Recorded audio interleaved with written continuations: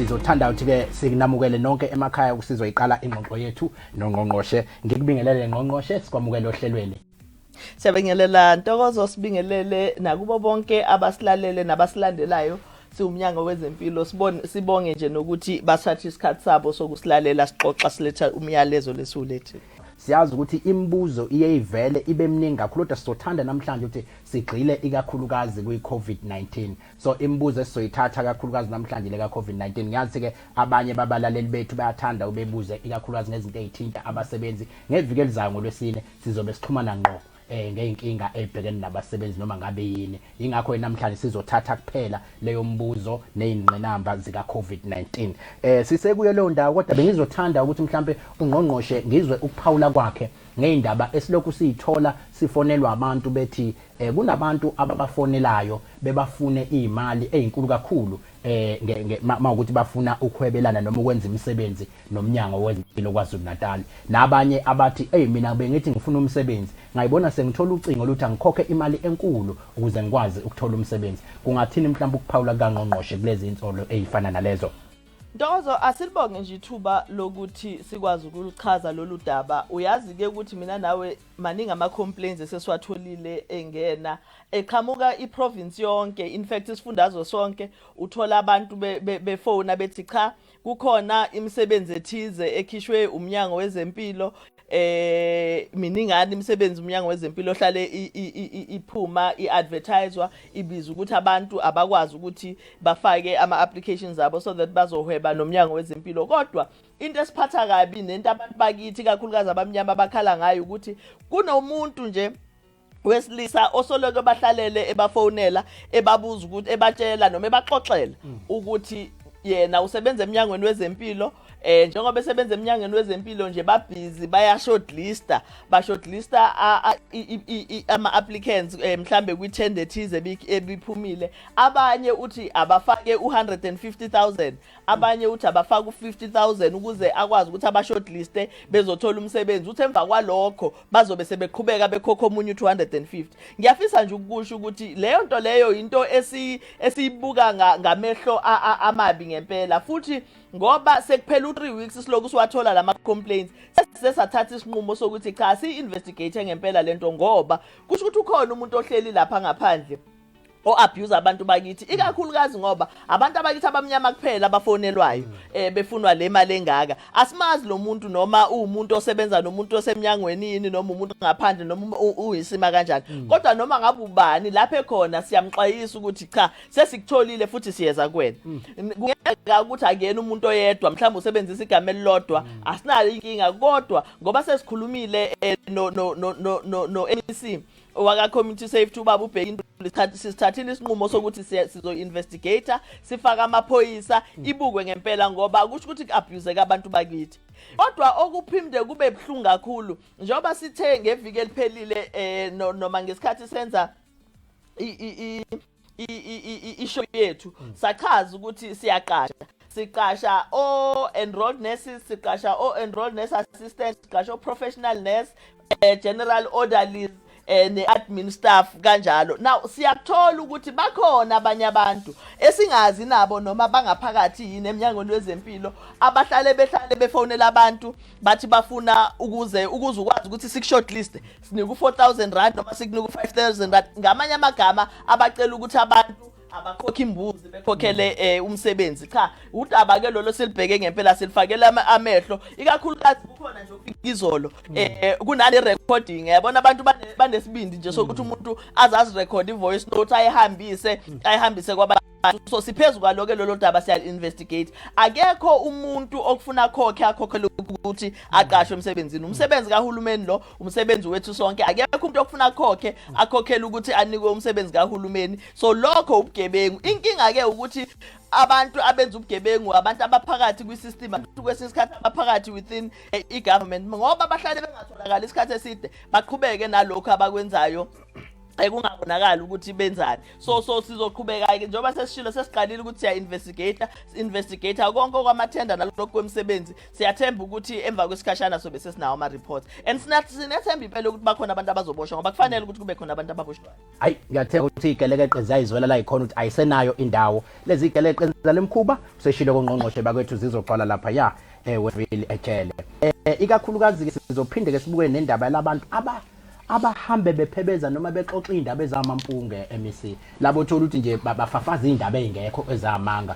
ekuthiwa ama fake news. Sizwile nje nakwesinye seyibhedlela zethu lapha eGN Asha eKokstad labe khona abantu bebefafaza khona indaba ezamanga ukuthi kwenzeka ukuthi ngoba kungekho ukuthi ukuphawula kahulumeni ke kuthi ngabantu abachitha indaba ezamanga ngaba ku Facebook ngaba ukufonela emsakazweni noma nje endaweni emphakathini. Ndozo into engicabanga ukuthi kufuna sixoxe nabantu bakithi ukukhumbuzana njengoba kwaqala iCovid umongameli wafaka i-state of disaster noma wa-implementa wa-proclaima i-state of disaster. Enye yemthetho ehamba ne-state of disaster sama-regulations ukuthi akekho umuntu onelungelo lokuhambisa indaba ezingelona iqiniso.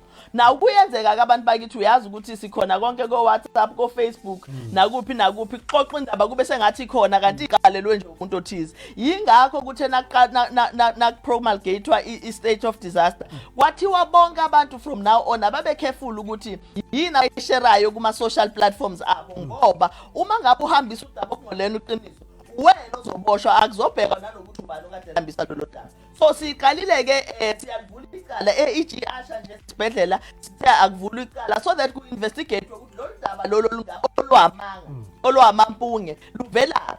Into inkinga Ntokozo ngokuthi sivumela ukuthi indaba ezinjena iqhutsheke zifafazwe ziyayithusa imphakathi even nalapho singekhona zenza ukuthi imphakathi ipheke kanti isidingo besingekho ukuthi kuphenikwe. Kubalekile ukuthi kusiyigade kubalekile ukuthi lesikhathi esidinga se-COVID kube khona imiqathango esilandelayo ye-social distancing yokugeza izandla and so forth. Kodwa asikho isidingo sokuthi umuntu ahamba yoqamba amanga ngesibhedlela ngento ayicabangayo nento engekho. Yingakho ke sithatha isinqumo ukuthi sekwenzeke igatshana eziningi kakhulu abantu beqamba amanga ngama-facilities ethu kungenzeki lutho kanti umthetho uyakhuluma ngama-fake news and uyathi ukuthi umuntu ohambisa i-fake news loyo muntu loyo uzoboshwa. So silivulileke icala nakhona. Ayike njengoba lo ngishilo njalo ngithi igelekeqe kubuka ngathi ayisenayo indawo. Kafushane ke siyazi ukuthi ke sesengizofisa ukuthi ke singene ke manje sigcile kwisihloko sanamhlanje. Ngoba namhlanje sibuka kakhulukazi imlaleli ekhaya i-COVID-19. Siphinde sigcile kakhulu eindaweni lezi ekuthiwa ama hotspots. Sizogcilayo kodwa kakhulukazi ke eindaweni ezimbili okulitheku kanye nomgungundlovu esibona kuyizona ezinikezela up to 60% weyibalo esifundazweni. Kodwa ke ngaphambi kwa mhlambe siqala isihloko sethu namhlanje ngqongqoshe bengingathanda ukuthi mhlambe ukusifahla fushane ukuthi kafushane nje abantu abaningi sebeyazi iCovid ukuthi yini kodwa nje usibeke esithomeni yini kumuntu oqala ngawo ukuzwa ngento iCovid.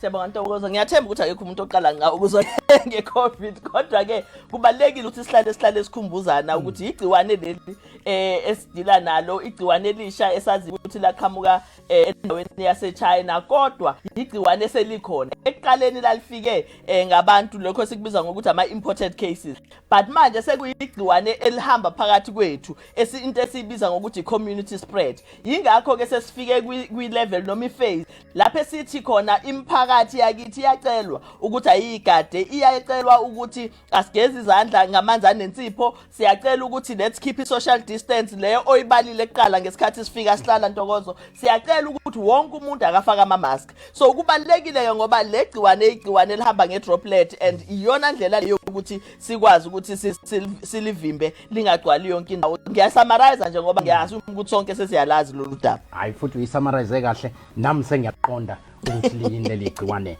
Mhlawumbe ke ungasithi qaphu nje ngezibalo zesifundazwe zanamuhla sizwe ukuthi ke ukuthi kuphi mawusithela ngenhlanhla ngokwama district. Asiqala ngokuthi Ntokozo si worried kakhulu siyi province nge spread. se virus kwi province yaKwaZulu Natal siqale sibukeka sengathi siya manageka and into ebenza ukuthi kubukeke si manageka ingoba umphakathi ubulalele uhulumeni umuthi asigeze izandla asenze social distancing asifaka ama mask but manje kuyabukeka sengathi cha kukhona lapho sekukhona abantu ababona sengathi leligciwane alikho noma kudlalwa ngabo ngiyazi ukuthi nakuma social platforms kuyaye kube khona nabashoyo ukuthi hayi akulona igciwane leli ngempela uhulumeni nje odlala ngathi uhulumeni ofuna ukusimanager noma into ethize efafazwa from i-aeroplane ibisi iyasithela sonke isigulisi ngiyafisa nje uku-emphasize kubantu bakithi ukuthi asingalaleli amampunge asingalaleli abantu abacabanga into abakhuluma into abayicabangayo asilalele into esitshelwa ososayensi and leli gciwane likhona into ebhlungu ke ntokoza ukuthi njoba sesikwi-phase ye-community spread sonke akekho kuthina manje ozothi akekho amazi ongathi akakaza ambona umuntu infected negciwane noma akekho kuthina ozothi akazi umuntu oshonile washona ngaleli gciwane so kubalekile ukuthi ngempela silithathe serious ngoba igciwane leli elibulalayo uma ngathi singazinakekeli igciwane leli futhi asingesikwazi ukuthi silibambe ispread yayo uma ngabe singabambisene nemphakathi yakithi now ukubambisana ke nemphakathi yakithi again goes to the same thing ebengisho esihlale sisho okufuna sihlale si-emphasize ngaso sonke isikhathi noma ngabe uyapi faka imask noma abuya ungaphuma endlini imask ungayifakanga ngenhlanhla ke yethu ukuthi ngeviki eliphelile ungqongqoshe umama uNkosazana Dlamini Zuma ubese khipha ama regulations athi sekuwumthetho manje ugqoka imask and uma ungayifaki yikuphi kuzokwenzeka so ama mask kufuna siwafake sisemateksini siwafake singene esitoro siwafake siyemsebenzini ngaso sonke isikhathi so that sikwazi ukuthi singathathelani kufuna sigeze izandla ngaso sonke isikhathi ngamanzi anensipho noma ngesanitizer ewu70% alcohol noma ngaphezulu now uma ngabe usebenzisa isanitizer ke siyayisithi every 15 minutes umuhleli zigeze izandla so that igciwane ngoba awazi ukuthi uthintaphi and ngeke wazi ukuthi kunini lapha igciwane ozobulithinte khona so gezi izandla noma usebenzisa isanitizer at all times okwesithathu social distancing akube khona isikhala ngaso sonke isikhathi phakathi kwethu 1.5 meters njengoba usuqhela nje ngiyakubona 1.5 meters i distance between us to 2 meters ngaso sonke isikhathi noma sisequeuini eya kwi-ATM equeuini eyestoro equeuini engenapi ngaso sonke isikhathi akungabi khona umuntu phambi kwakho akungabi khona umuntu osemva kwakho ngisho kuthiwa siyahamba nje emgwaqweni ayingabi khona into yokuthi siyahlangana so kubalekile lokho so bengithi angikuchaze lokho ngoba unless abantu bakithi begada lokho kuba yithina siwumphakathi esithatha isinqumo sokuthi legciwane siyalivimba lapha elimi khona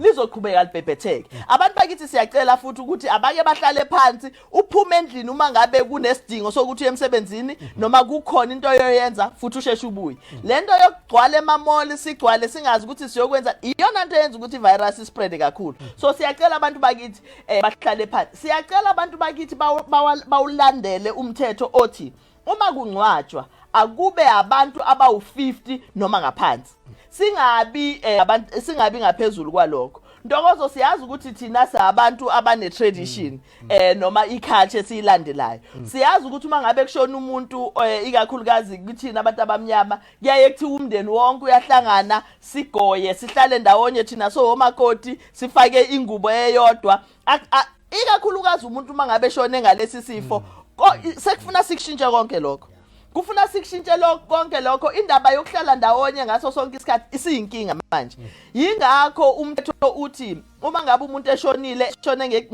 nge-coronavirus COVID-19 in particular akangene ekhaya uma ngabe kuelethwa imoto ulethwa imoto imbeke mhlambe esangweni imoto ingahambi ivule nje sifike thina sabantu nobaba bafike bakhulume lokho abakukhulumayo kwase okomndeni abalithinta ibhokisi asilivuli ibhokisi uma simbonile umuntu simbonela lapha esuke ehleli khona emakhazeni senzela nakhona nje ukuthi ifamily ikwazi ukubona ukuthi ngempela ingcwaba umuntu womndeni kodwa alivulwa umndeni ibhokisi livulwa abantu basemakhazeni ngoba basuke begqoke ngendlela eba protectayo thina sibuka ukuthi uyena yini akuyena basivalele singasondele ebhokisini. So siyakucela lokho ukuthi sikugade.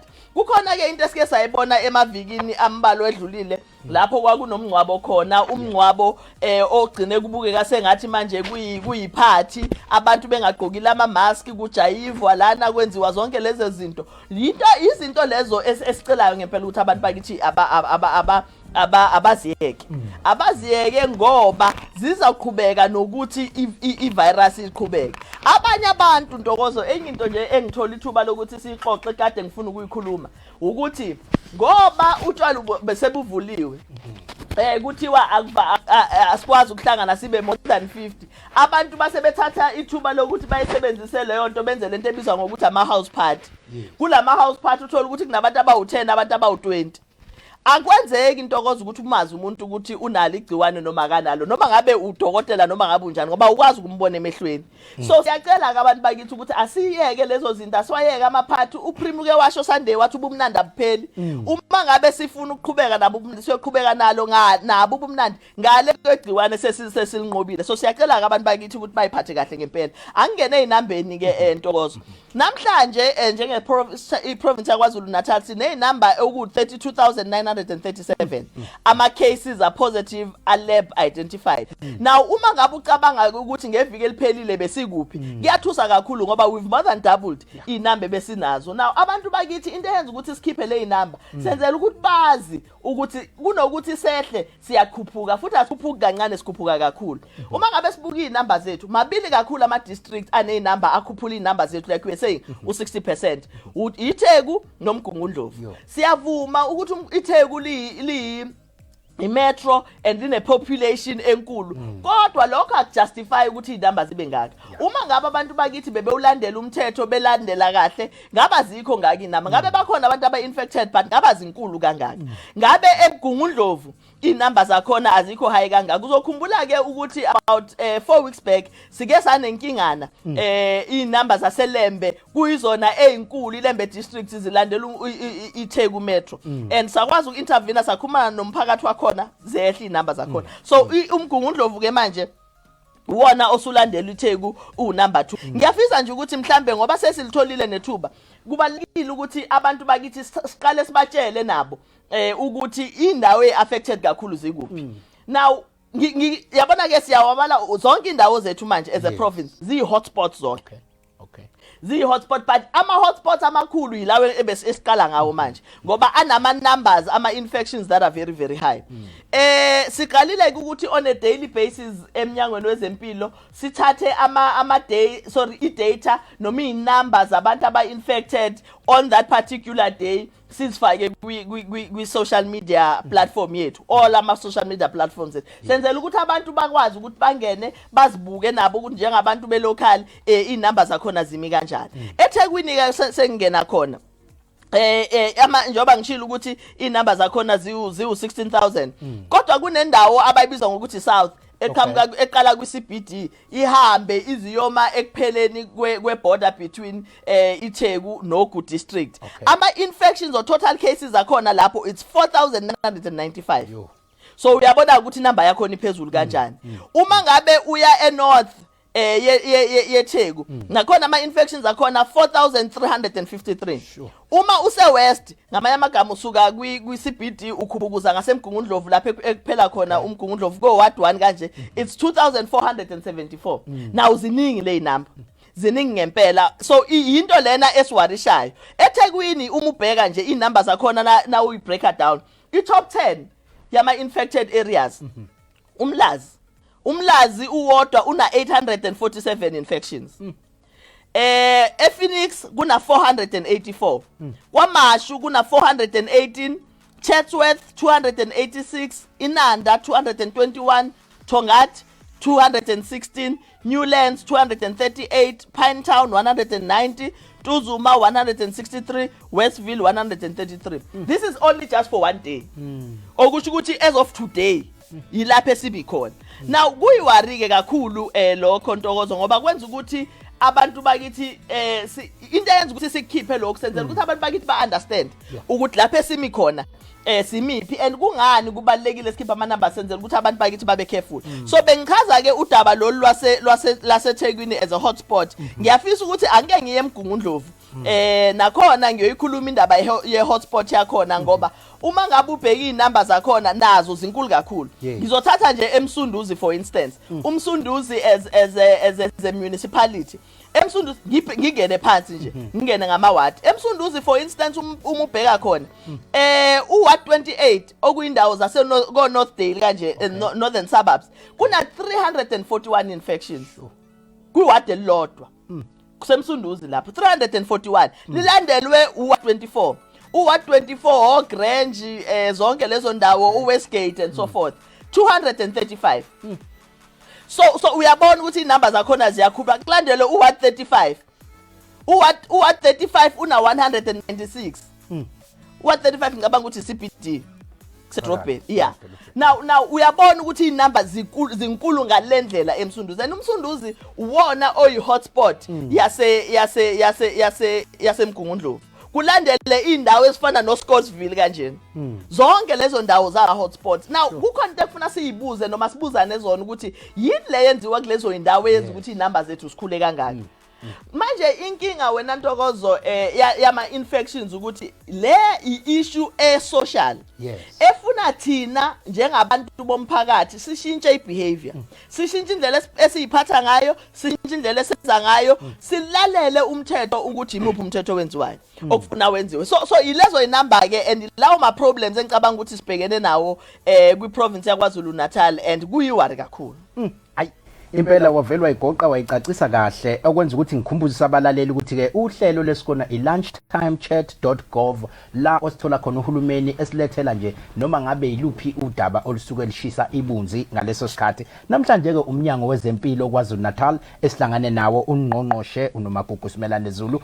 esilethela ngempela indaba yeCovid nawe ke ungakwazi ukuyibuzela noma ngabe imuphi umbuzo kuyena othinta iCovid endaweni la wena ukhona kodwa ke namhlanje bethe uzogxila kakhulu amadolobheni la amakhulu kakhulu okuyiTheku kanye noMgungundlovu district okuyiwona ebonakala eletha izibalo ezinkulu kakhulu kubantu asebetheleleke ngeCovid besitheke ke soke sibuke nanokuthi ke kufika kanjani ekutheni indawo ihotspot oba ikhona insizwa eke yafona izinsukwini bika udaba lokuthi hayi sibona abantu lapha ababili sebehlabekile la endaweni manje siyayibona ukuthi bayi hotspot le ndawo siyacela ukuthi ke manje sase sikuba khona ukufisa nokwazi ukuthi ke kufika kanjani ekutheni kuthathwe isinqumo sokuthi cha le ndawo esiyi hotspot iyona futhi ke ekubona nathi abantu abaningi bayathelelana kuyona ngifisa nje ukuchaza ukuthi indawo ihlonzwa kanjani ukuthi ibe hotspot udaba lolu esiluxoxelwa ile nhlangano ebizwa ngokuthi iNational Institute of Communicable Diseases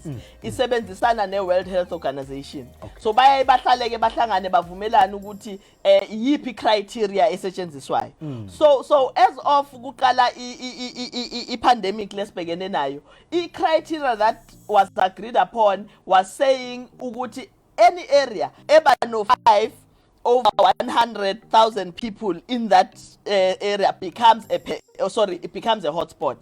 The reason why kufika ku5 it's because isigule esithathelanayo akufanele sikhule kakhulu ngoba uma sikhula kakhulu sigcina sisabalala now uma ngabe ke uthi uqala ubona abantu abawu5 bese uba worried bese uyaphenika ukwazi ukuthi ukulungisa lokho yingakho sifuna kufika kuleyo ndaba so ngiyabona ukuthi mhlawumbe umfowethu lo wayefonile wayeke wakuzwa lokho okucishe kufana nakho wageja inamba nje kancane kodwa siqala ku5 for every 100,000 hayi ke izwakala icace kakhulu kusho ukuthi abantu abayisihlanu impela kusuke sekuthi ke sesingaqala sithi indawo ngempela kukhona ubungozi no mhlambe ubusuke walithinta lolu lokuthi ke siyabona ama social gatherings la abantu behlangana khona kakhulu kunama party imishado kanye nemingcwabo kuyibona ekunemthele ngoba kuwe kwashiwo kwenye ama war room yakhona ukuthi iwona eletha izibalo eziphezulu kakhulu masithi siyabuka wathi ke ukuyithi nje kancane ukuyithinta ukuthi abantu ake begade ukuthi ke singagcini sesiphela ngenxa yokulandela mhlawumbe isike elithile esuke sithi yalilandela kodwa nje ukuphawula kahulumeni kakhulukazi ngale mishado le esithola sekunabantu abaningi eminye imishado nje ebingapha escort kuthiwa kutholakala abantu abawu25 sebekuthiwa bathelelekile ngenxa yokuthi kade behambele lo mshado lo. So ke kungathini kuthini mhlawumbe ukuphawula masiyiqinisa ngempela indaba yalama social gatherings ngabalila abantu abenza ama party nje emakhaya kuphuzwe ndawonye kusherishwe iphuzo washa kwacima. Kungathini ke mhlawumbe ukuphawula kahulumeni odabona olufana nalona? Ama social gatherings Ntokozo akhona esingakwazi ukwagwema. Lefana nomncwabo. Umncwabo makushoniwe awukwazi ukugwema umncwabo kufuna kuqhutshekwe nomsebenzi. Imshado siyakwazi ukuthi masihlelisa konke sivumelana ukuthi siyawuhlehlisa. Siyazi ukuthi kuthiwa umshado awuhlehli. Kodwa sibhekene nesimo esithi esinzima nesihlukile kunalesi ebesijwayele ukuphila naso. So siyakwazi ukuthi masihleli sivumelana ukuthi cha asike siuhlehlisele usuku oluthize. Kodwa masibonile ukuthi asikwazi ukuhlehlisa 50 abantu. Amaphathi ke lawa amanye ayayayi zona izinto nje okufuna ngempela siyiyeke ubumnandi asikwazi ukuqhubeka nabo ubumnandi ablinde ubumnandi buzoba khona nangaphandle nangasemva kwevirus. So into esicelayo ukuthi abantu bakithi abayigweme mhlamba ngibuyele kule yemncwabo ziningi izinto esizenzayo lapha emncwabeni eziyiculture kuthina kakhulukazi abantu abamnyama esithanda ukuqhubeka nokuzilandela kanti azisizi kakhulu ikakhulukazi kulesikhathi samanje. Ngichazile into yokuthi omakoti nje bakuyekuthiwa bahlale phansi bagoye ndawonye baphuze ndawonye badle ndawonye yizo zonke lezi izinto eziba inkinga. But okunye okuyaye kwenzeke uma ngabe behleli lapha nomakoti noma obaba behleli kufika nesezodliwa kufika ingane iphethe indisha amanzi kuthiwa abantu abadala bageza izandla. Aqala umakoti omdala azigeza izandla afaka insipho azigezele lapha phakathi kulethwe kumakoti omncane noma umakoti ophakathi angithi sihle ndawonye lana ematrasini ageza izandla naye khona lapho afake phakathi nokowesithathu kanjalo nomama sihleli sonke nomama. Uyabona ukuthi mangabe umakoti omdala loqale kuyena infected kusho ukuthi sonke somakoti nomama sizogcina si-infected sihambe siyo infecta abakhwenyana infecte obaba infecting iqhubeke leyo nto lokuyikhula. So ingakho kuthiwa manje asenze ngendlela ehlukene asakwazi ukushare amanzi siwashere endishini eyodwa ifana nalento yokuthi uma ngabe kushoniwe sibeka amanzi esangweni into esiyenzayo ngokweculture into esiyenzayo ngokosiko kodwa iyenza ukuthi sithathe igciwane siligeze silishiye la nokungena yalithathe. So yizo zonke izinto lezo sicela ukuthi esicelwayo ikakhulukazi emncwabeni asikwazi ukuthi siyivimbe imncwabo kodwa asiyibambe singazenzi ngaleyo ndlela zikhona ezinye izindlela zokuyenza. Enye into uma ngabe umuntu eshone nge-coronavirus kuyaye kuthiwe noma ama-regulations athi asingcwabe within 3 days. Now kubalekile ukuthi sikugade lokho ngoba umthetho ubekele ukuthize kune reason why ukuthi asingcwabe within leso sikhathi. Siyacela ukuthi abantu abawulandelele umthetho ngaleyo ndlela. Ikhona i-confusion eyayibe khona ngama-regulations ukuthi umuntu ibhokisi liyangena yini esontweni noma lenziwani uyabona liya cover and so forth. Ama regulations athi uma ngabe umuntu eshone nge-COVID-19 akufanele alale ekhaya. In other words ingakho bengichaza le yantu ukuthi imfika esangweni ivulwe uma ngabe umndeni uyafisa ukuthi ivulwe kukhulunyiswe ibisi yahamba kodwa ibhokisi alivulwe ekhaya. Okay. Ayikho into kuma regulations ekhuluma ukuthi umuntu akangeni kwi service kodwa ama regulations athi I service yomngcwabo isiyonke angathathi more than 2 hours. Okusho ukuthi ispace esikusona asibe 2 hours sibe properly ventilated kube khona abantu bakwa health abazosloke benza sure ukuthi siya sanitizer uma ungena uya sanitizer uyabhalwa by the way naphansi ukuthi ubani okade khona owakuphi contactwa kanjani so that should there be a problem siyakwazi ukuthi sikulandelele. So yizo zonke izinto okufuna sizigade lezo but amaphathi siyabacela ngempela abantu bakithi ukuthi abawamisa yingakho umongameli benobuholi bakhe phezulu bethatha isinqumo ukuthi lento mhlambe yotshwala ayikimiswe kancane. Kithina njengomnyango wezempilo siyibukelela on the basis yokuthi njengoba utshwala sebuvuliwe ebusuku nangama weekends uyayubona ukuthi imbhede yethu eminingi isisetshenziswa abantu abalimazene ngesikhathi bephuza utshwala noma isetshenziswe abantu ababeseyingozini zemoto ngesikhathi bephuzile noma yena ubungaphuzanga ntokozo but kuqhamuka omunye umuntu okade eshayela ephuzile ebese yakulimaza sekufuna ungena esibhedlela kanti bese ngeke lo mbhede leyo bese ngawusebenzisa kokunye ngikhumbuzisa abalaleli igama lohlelo LunchTimeChatDotGov la uhulumeni ekulethela khona uhulumeni ukuthi nixoxe naye nikwazi ukubonisana naye sithe sizokuvulela ke ithuba lokuthi ke ungakwazi ukuthi uxoxe nathi ngokuthi ke uSWhatsAppele ku WhatsApp wethu u0823141167 okunye ongakwenza futhi ungabhala kulo nje ipage lethu leli le Facebook kanye nezinye indawo zethu zokuxhumana la usithola khona njengamanje siyakwazi ukuthi lokho sibe sesikuthola khona la e-studio sethu uphinde futhi ungakwazi ukuthi usifonele mase sithi ke seningaqala ukufona ngiyabona abantu bayafona vele inombolo yokufona ithi 073 35456699 ngiyabona abantu lokhu liqalile uhlelo nje bayafona kodwa ke sizonitshela mase siyithatha incingo ucingo luthi nje 073 35456699 ngizothanda ukuthi ngilisebenzise ithuba ngihambe ngiyobheka ke abantu ukuthi bathini ingqongqoshe besithenje sicela bekupheke namhlanje sibaphe isikhathi sokuthi bakupheke kodwa ke ngaphambi kokuba bekuthathe ngizocela ukuthi mhlambe ke sibathi fahla ke kafushane manje ukuthi umphakathi njengoba ke sesishilo ukuthi nasi isifo sesikhona sekuyini ke ebhekele ukuthenza umphakathi ukuyivikela yini ebhekele umphakathi ukuthi ke isigade lesifo singaqhubeki ukuthi sibherethe ngalendlela futhi sibona sithatha ijubane ngayo esifundazweni ikuphi nje ongakutshela umphakathi chaba kwethu ke asigweme kanjena manje lento siyaphambili Ntokozo yilokho esike sachaza nje ukuthi abantu bakithi izintathu into esisicelwayo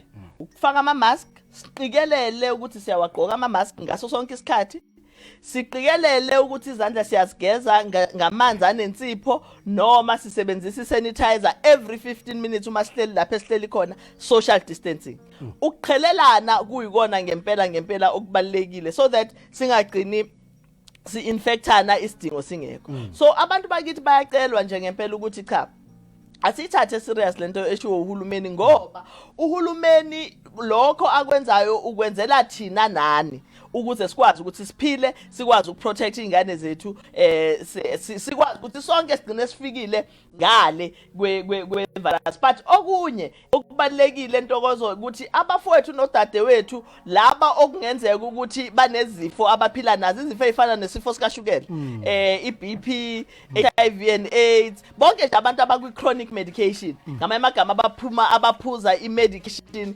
esizoba imedication yempilo yabo bonke siyacela ukuthi gade ngempela ukuthi ngaso sonke isikhathi bayayiphuza imishanguzo yabo ngoba iyona into esiza ukuthi immune system yabo ibe strong noma ngabe ivirus lingangena kubona but banga umzimba amasosha omzimba angareact ngendlela ekade ezoreacta ngawo uma ngabe immune system yakho iphansi so siyabacela abantu bakithi ukuthi baqhubeke nokuthatha imishanguzo yabo futhi bayithathe on time ngalendlela odokotela abasho ngayo so that kube yibona abazogcina be safe ngizwa ngebaneke lapha ku Facebook page yethu ngigijime samgama impela ngizama ukwakhava imibuzo le emningana ngoba besivulile sathi ke sizocela nje bakubuze noma ingane kodwa ngase ngicela ukuthi le ethinta abasebenzi ikakhulukazi ngoba ngeviki elizayo ngolwesine ngesikhathi esifanayo sizohlala sixoxisane nabo abasebenzi ngqo lapho bayokwazi kube yitike ngawe noma ngabe ingaphi umbuzo obhekene nento ethinta abasebenzi ngizocela ke ukuthi siyeqe singayithathi kakhulu sithathi kakhulukazi le ekhulumisa into ka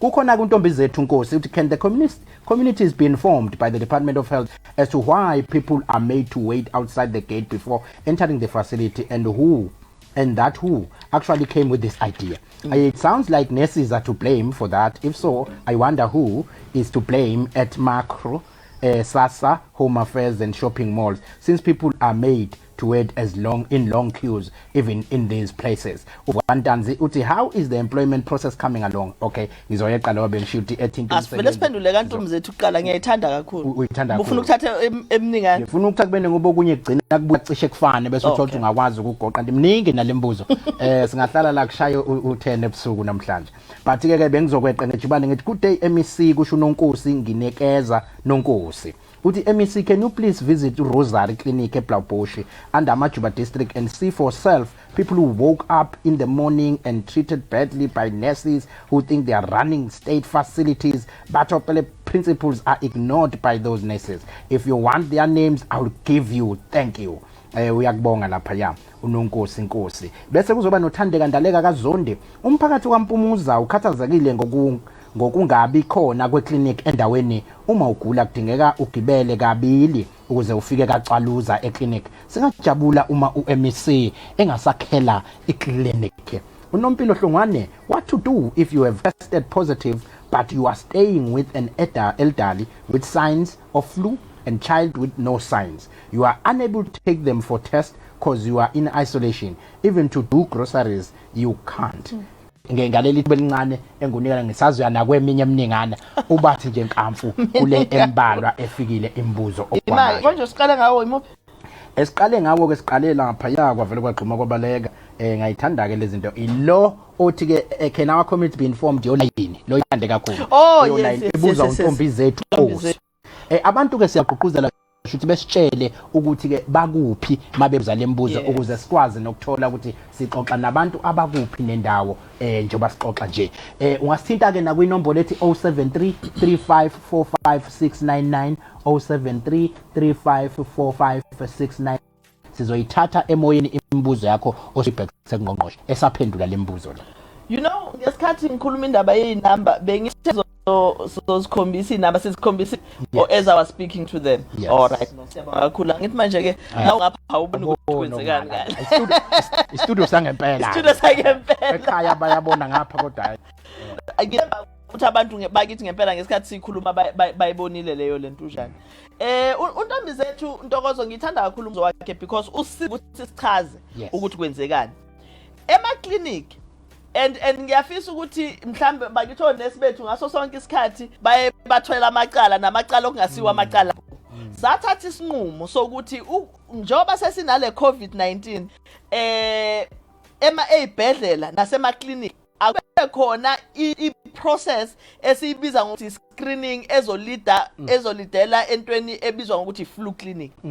Now i-flu clinic ke esibhedlela nje isebenza ngokuthi bonke abantu abazongena esibhedlela kufuna bascreenwe, kufuna bacheckwe i-temperature yabo, kufunwa baziwe ukuthi banani noma ngabe uphethwe yini. Uma ngabe ke sithi namhlanje uyafika esibhedlela ushukela ukhuphukile noma iBP nenkinga, while sazi ukuthi uya kwi-clinic noma uyobhekana nodokotela ngenkinga ye-BP noma unenkinga yenhliziyo nenkinga yakhe, kodwa screena for onke ama-signs e-COVID. Now lokho kwenza ukuthi abantu bakithi bayithole bema-queues amade ngaphandle kuma-facilities ethu, ngoba khumbula Ntokozo ukuthi izibhedlela zethu nama-clinic ethu abantu baningi abazi-accessayo. So uma ngabe singakwenzi lokho ukuthi siba-screen abantu before bengena, sizobe expose abantu bakithi abagulayo abanye to infection, kanti asikho isidingo. Uma ngabe umuntu efika noma athi uphethwe isifo senhliziyo simikisa kwi-flu clinic umebonakala ngathi nama-symptoms. So ama-queues lawa onke ama-queues enzela ukuthi abantu bakithi babe safe, ama-queues enzela ukuthi abantu bangangeni nesifo kanti bebezela okunye. Now naseyitoro ke belalokho abantu kufuna bascreenwe and so forth. So indaba yama-queues imayelana nalokho akusibo nesi abathatha isinqumo bakithi sokuthi abantu abalinde isikhathi eside ngaphandle ngoba nje isikhathi esikusona siyaphoqa ukuthi akwenzeke lokho. Rosary Clinic. Yes. Kuthiwa kunenkinga kakhulu kuyona yaseBlaaubosch, hayi siyayithatha impela leyo. Uma ngabe khona indlela yokuthi sinikwe amagasi yabacela nanokuthi benzani so that sikwazi ukuthi silalele. So we will definitely do that. Sizwe isikhalo seclinic yakaMpumuza ngicela ukuthi siphinde sixoxe ngoba manje indaba yokwakhelwa ama-clinic asiveli sakhe iclinic, siyaye sibuka ukuthi population yalapho sakha khona ikanjani, iclinic eseduze ikuphi nendlela yokuhamba ikanjani. Kodwa ke sizokubona lokho uma ngabe sesikwe. Kodwa into engingafuni ukuthembisa ukuthi abasibhizi sibhekene nale nkinga yethu ye-COVID ngithi zoyibheka indawo ye-clinic cha. Sisafocus ekutheni imibhede sinayo yini ingakanani yalabantu abazobe be-infected or yethu thina sobe infected nge-COVID. kodwa adwethu-ke ocommentile ukuthi upositive infected yena ngisho njalo yes usekhaya kodwa ukwi-self isolation ngiyajabula kakhulu ukuthi uya-understand ukuthi kufuna angasondeli enganeni engasondeli emntwini omdala ngizomcela-ke Ntokozo ngoba usetshelile ukuthi unenkinga aphinde akuthumelele ama-details kukuphi ekhaya singamthola kanjani nane-contact number even if you're in inbox so that simfonele sikwazi ukuchecka sithumele abantu bazotesta ugogo noma umkhulu akachazanga so that njengoba worried ukuthi umuntu omdala ubukeka sengathi useyakhwehlela sikwazi ukuchecka ngempela ukuthi yini inkinga kodwa singakhohle ukuthi vele sisesikhathi sobusika ezinye zalezi zalama symptoms azosiphatha on the basis nje yokuthi iflu lejwayelekile but uma ngasithumelela ama details akhe sizokwazi ukuthi simsize sikwazi ukuthi siba teste siyilandelele indaba yakho surprise visit Nyamboza into zethu lezo Nyamboza sizithambela sokuqhubeka nje mfowethu siyabonga ukuthi uyasibona kodwa ukuthi siyayenza we really appreciate that manje uBenita Bedenost ne uthi is the department going to are we going to deny that there have been infections in Natalia building? We are not going to deny the fact that there is no department in the province of KwaZulu-Natal that has not had infections. Every single department in the province has had staff members that are infected, including Natalia, including every other building ekhona. But all the buildings are corner in Mkungundlovu as government departments from time to time has had people who have been infected. So there's no way we can deny that, and it's not in anyone's interest for us to lie and deny the fact that there have been infections. Now, what we need to know and understand is that especially in an environment like a office building, that is an infection that is brought there is an infection that is community spread. In other words, someone who was elsewhere in the community brought the infection into the facility. Because the virus doesn't work. The virus is brought in by someone. And in our interactions, that is where the virus gets, depending on how we are interacting. So Premier is the first one on a weekly basis that goes out and issues statistics of how many officials have been affected or infected in every department. So there's no department in the province of KwaZulu-Natal that has not been affected. Certainly, as in Natalia, we are not an exception. And we have had infections and we have dealt with the infections according to the protocols as we have indicated and we have issued them. Ngizocela sithathe oqala emoyeni ngoba siziba nomlaleli ozovela la emoyeni.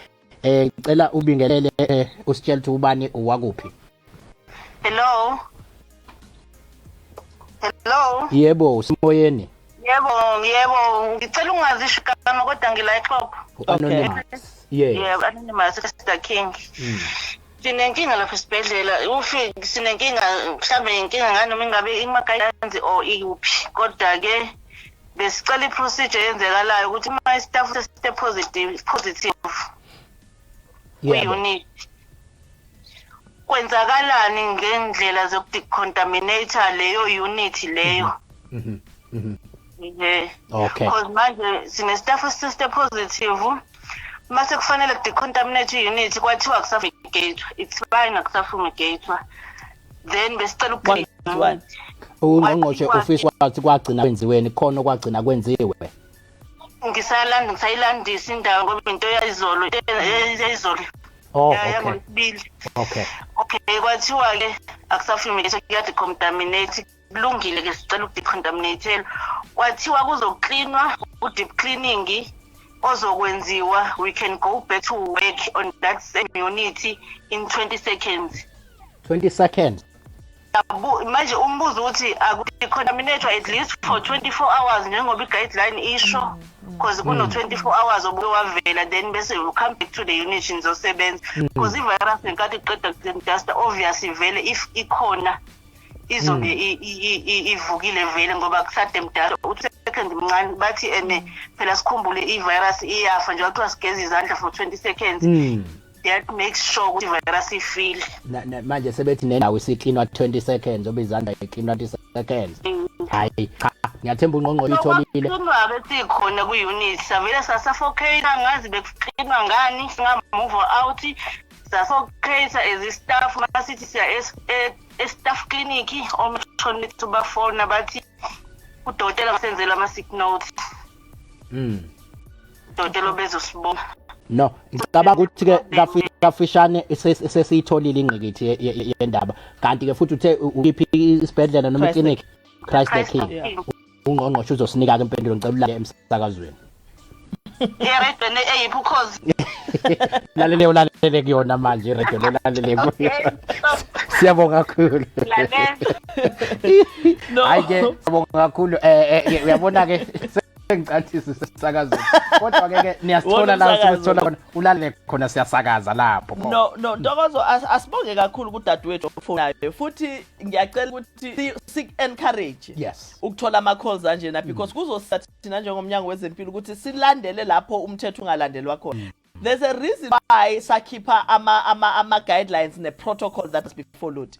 If decontamination, correct, there's no way you decontaminate for 20 seconds, not even for 20 minutes.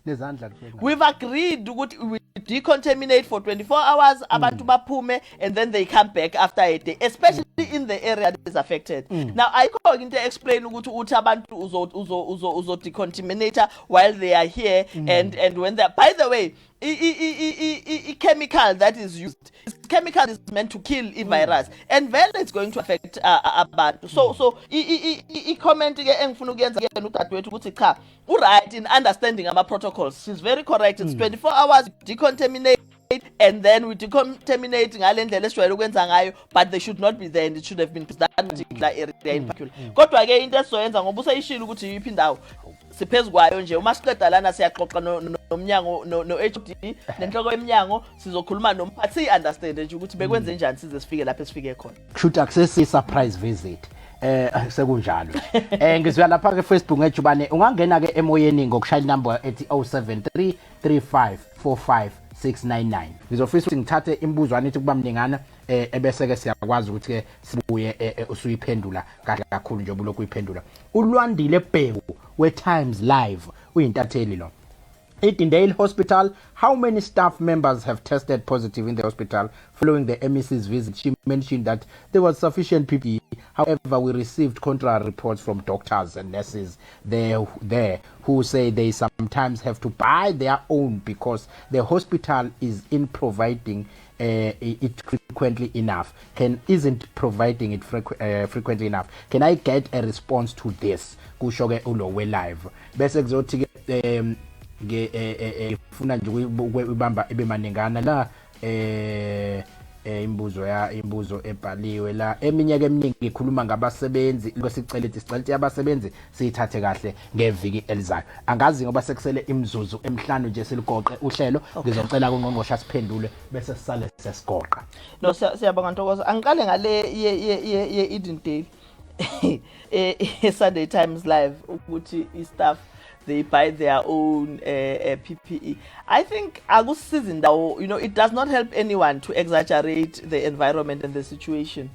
And the fact that staff must buy its own PPE, it's something that really is beginning to sound like someone wants to create and emphasize their case. And I don't think it's going to help us. Sure. We are in a very different environment, an environment that is not meant to point fingers at each other, but we need to work together. Sure. So I don't think it's true.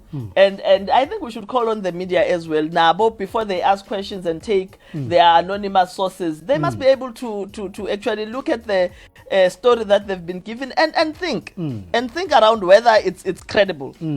So that we don't start dealing with peripheral issues instead of saving the people's lives. True. And it really it's going to become a problem. I mean, in the next 4 weeks, we are going to lose people if we are not careful. Yeah. We are going to bury friends, we are going to bury families if we are not careful. I think that's where we must focus. Peripheral issues are going to sideline us, and this I think is one of those. And I'm just really making a serious call to to our partners in the media, because the majority of them work very well together, and they're able to bring us issues that are credible, and we follow up on those. And some of them have actually led us to correct situations where we were not aware of. So that is, I think, an approach that we must take. But let me speak to the issue of PPE in Edendale, because I took a decision to visit PPE after there was a a strike there, and our staff was unhappy, and it's purely on the basis that I became tired of responding to issues of PPE where I knew and I had received reports that PPE is actually available. Yes. So I thought that it's necessary for me to actually go to the facility, look at the list of PPE that is supposed to be there, and look at whether that PPE is there. And we went to Edendale, we did the same thing. We looked at the PPE. There is enough PPE at Edendale. Yes. There is enough PPE not just to last them a week, they've got enough PPE to last them for a couple of weeks. And they've got access to PPE in the central stores of the province where they run out of their own service providers. They quickly call the head office and PPE is sent to them. But I'm saying this, Ntokozo, not because PPE. I also requested documentation to see where is the PPE, how often is it issued, who has issued it, who signed for it. And the one thing that I liked about Edendale is the fact that they are able to they also keep records on a daily basis per ward to say in this ward we issued 3 surgical masks, and each and every person that has been given a surgical mask must sign for the mask, and they actually sign. The person who's been given EN95 signs for it. So they've got those records. So in relation to PPE, Edendale is fine, but we did find that there's a challenge of communication between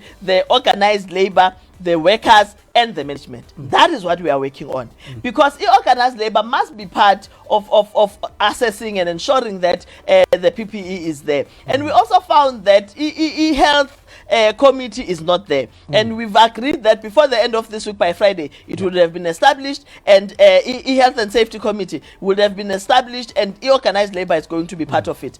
Irresponsibility of health and safety committee is to ensure that they together go around and ensure that PPE is available and is utilized correctly. So that is what we are working on in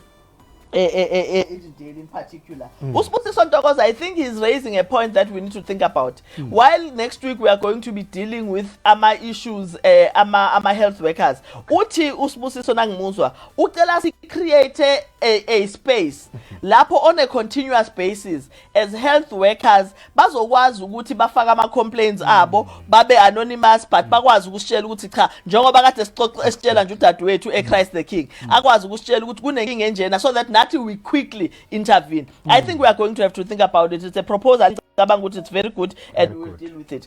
Issue yama results. I think there was something that was saying in one of the hospitals it takes 2 hours, 2 days. So it has taken 2 weeks. Ma results engabui.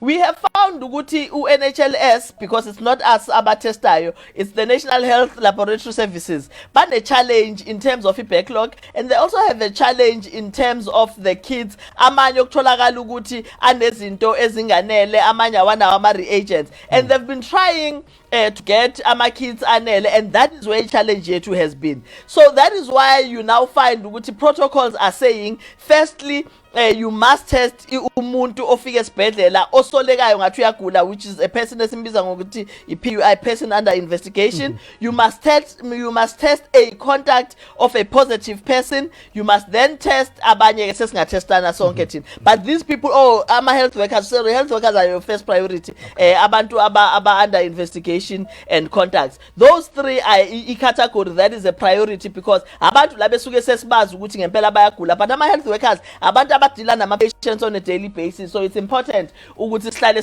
sibabhekile, sihlale sazi ukuthi be safe, so that we are able to give them an opportunity uma ngabe eba infected akwazi ukuthi ayo recuperate ekhaya, ahlale isikhashana and come back after insuku lezo kuvunyelene ngazo. So ikhona challenge esinayo ngama tests, particularly ama labs ethu, kodwa ke we are working on it, and we spoke to the minister who is trying to assist us in the case. Ngizofisa nje ukumpintshela lo owe voice note oyedwa ngaphambi bazivala ba sithathile WhatsApp sathatha kobani sekwasekusala nje ama voice note.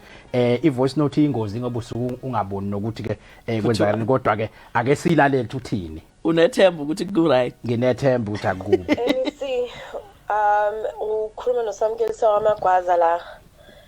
Lamhlanje I had an incident So I've had symptoms for the past few days, like 4 to 5 days manje. Ngiloste isense yokutaster, ngiloste isense yokusmela ngicinene. So bengiyenza ke lento ekuthiwa senzeni siphuza ama-mint lemon, ginger nani. Bengikwenza konke lokhu steam yonke leyo nto le bengiyenza from home ngingaphumi. Okay. So sekwahamba insuku ke and then ngase ngasenda lo the WhatsApp.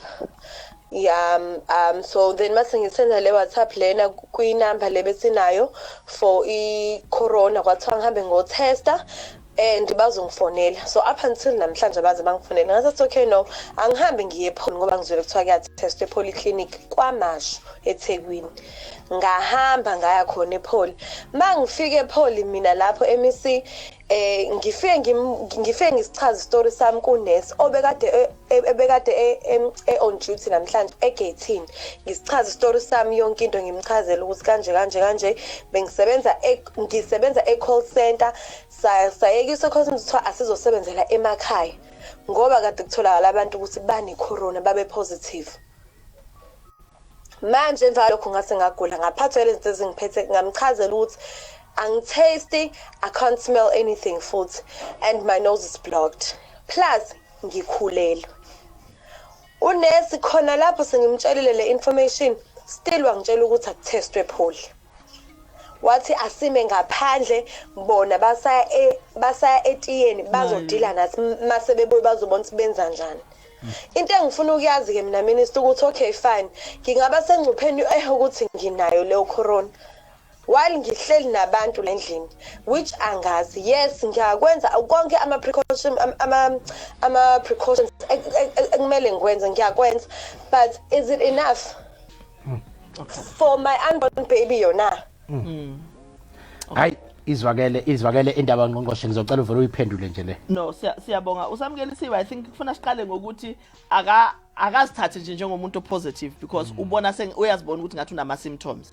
So akahlale ekhaya self isolate and ngiya understand the concern yakhe. Into engizoyicela kuyena ukuthi njengoba ekuthumelela i-voice note akuthumelele ne-contact number yakhe. Yes. Same system. So that we call her, we assist her in trying to get tested. Ikakhulukazi because she's pregnant, I think we'll have to be careful about that. So I'm happy with the fact that she's got a sense yokuthi kufuna ithathe serious kangakanani. We appreciate that and the work that she has done ngicabanga ukuthi right. But ngiyafisa ukuchaza ukuthi ePolyclinic uma betha abatesti necessarily akuwona manga kakhulu ngoba ama clinics ethu intention ukuthi kufuna abakwazi ukuthi either kufika udoctor ozokwazi ukuthatha ama specimens babasize ngokutesta, or uma ngabe umuntu bembona ngathi unama symptoms kufuna bamrefer to a higher level of care ngamagama bamrefer esibhedlela. So that's what they should have done. Either they should have said udoctor uzofika kusasa, or uma ezofika kusasa udoctor la eclinic hamba uye kulesibhedlela and then afika test esibhedlela. Now engicasulayo ngilayishoyo ukuthi bavele bathi abame ngaphandle ngoba bona basayetiyeni. Hayi sizokuzofuna siyilandelele leyo kakhulu ngoba akufunekanga abantu bakithi sibatreat ngendlela thina singezukuthanda ukutreateka ngayo. And this is something engikhale ngiyikhuluma uma sixoxe nabasebenzi bezempilo ukuthi asitreat abantu bakithi uma befika bezofuna usizo kithina the way thina mina nawe esingathanda ukutreatwa ngayo, not the way esithanda ukuthi odadewethu abafowethu ugogo nomkhulu nabazali bethu baphatheke ngayo. Into ebhlungu ke kodwa ukuthi akubona bonke abasebenzi bezempilo abenza into efana nalena, kodwa laba bayifew abaphatha abantu bakithi kabi benza ukuthi igama labasebenzi bezempilo bonke libe libi, kanti siyazi ukuthi akubona bonke abafanayo. So ngizocela nje usamkelisiwe Magwaza asithumelele ama details akhe, definitely sizomsiza simtholela abantu, but okwamanje nasingakakhulumi singakafika umuntu ozomtesta aka isolate ekhaya, self isolate, sizothola abantu abazoza bezomtesta ekhaya. Sithathe lithuba ke sibonge bonke abalali emakhaya abasilalelile kulolu hlelo lethu oluhle kangaka sikulethela khona. Ngibonge kakhulu nakwena ngqongqoshe ngokuhlale usinika ithuba lokuthi ke umphakathi ukwazi ukuxoxisana nawe bukhoma bekwazi nokukubuza imibuzo bebe anonymous wathi omnye ucela ukuba anonymity. Siyajabula ke mawukuthi ke uyabanika ithuba elifana nalelo. Sithathe leli thuba ke sinike nje nawe ngqongqoshe ukuthi udlulise kwakho ukubonga emphakathini. No, siyabonga kakhulu Ntokozo, sibonge nje nethuba lokuthi njoba ngeke ngasho ekuqaleni abantu bakithi bazinikeza isikhathi sokukhuluma nathi baxoxe ngathi ngokubambisana sizokwazi ukuthi silungise inkinga zethu. Leli gciwane esibhekene nalo liyinkinga kakhulu, liyinkinga umhlaba wonke, kodwa yithina nomphakathi sibambisene okufuna senze sure noma sithathe isinqumo ukuthi alisezukwazi ukuqhubeka. Indlela yokuthi ingaqhubeki ukuthi silandele imigomo nama regulations lawa bekiwe, singagcwali yonke indawo, singabi uvanza, singabi namaphathi. Uma ngabe sinomngcwabo silandele ama regulations omngcwabo, but most importantly sigqoka ama mask, sigeza izandla ngamanzi anensipho noma ne sanitizer ena 70% alcohol. Social distancing is very important. Siyabonga kakhulu. Sibonge kakhulu.